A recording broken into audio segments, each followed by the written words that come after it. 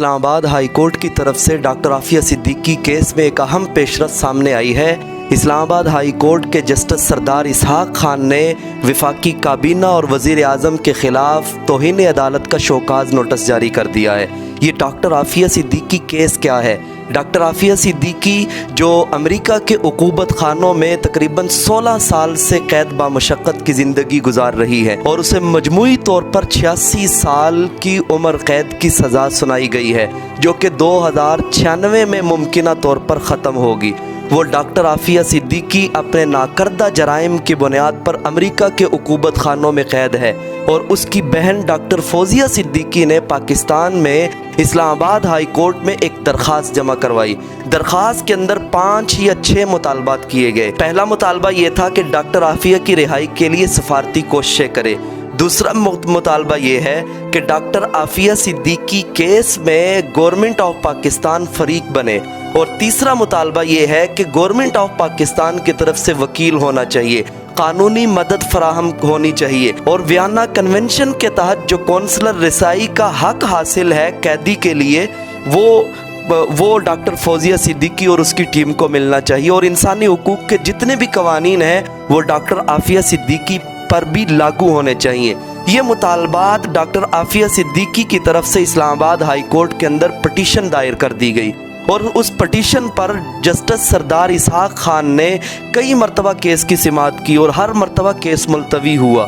Government party کا موقف یہ ہے کہ ہم اس کیس میں فریق نہیں بن سکتے اور قانونی مدد بھی نہیں کر سکتے، سفارتی کوششیں تھوڑی بہت کی ہیں، لیکن وہ اس کا ریکارڈ دینے کے لیے تیار نہیں ہے۔ 16 مئی کو جسٹس سردار اسحاق خان نے کیس کی سماعت کی اور پوری رپورٹ مانگی کہ تم نے اب تک ڈاکٹر عافیہ صدیقی کیس میں کیا کردار نبھایا ہے، اور آئندہ گورنمنٹ آف پاکستان کی پالیسی کیا ہے۔ یہ رپورٹ 16 مئی کو جسٹس سردار اسحاق خان نے اسلام آباد ہائی کورٹ کی طرف سے یہ نوٹس جاری کر دیا، یہ فیصلہ جاری کر دیا۔ اب گورنمنٹ کی طرف سے رپورٹ اسلام آباد ہائی کورٹ کے اندر جانی تھی، وہ نہیں جمع ہوئی، اور پھر کیس ہر بار سماعت کے دوران ملتوی ہوتا رہا۔ بالآخر 21 جولائی کو آج کے دن بھی جب کیس کی سماعت ہوئی اور گورنمنٹ کی طرف سے کوئی رپورٹ نہ آئی، تو جسٹس سردار اسحاق خان نے اسے عدالت کی توہین سمجھتے ہوئے شوکاز نوٹس جاری کر دیا ہے۔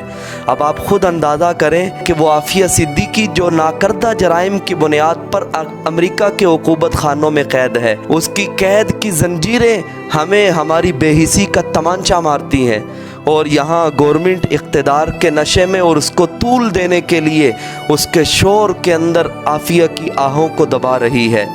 پاکستانیوں، آواز اٹھائیں۔ یہ وہی سیاستدان ہیں جو ووٹ کے دنوں میں، الیکشن کے دنوں میں گلی محلوں میں آپ سے ووٹ مانگنے آتے ہیں، تو ڈاکٹر عافیہ صدیقی کا نام لیے بغیر وہ الیکشن کے اندر نہیں جاتے، لیکن ان کی حالت یہ ہے کہ وفاقی کابینہ اس معاملے میں رپورٹ جمع کروانے سے بھی گریز کر رہی ہے۔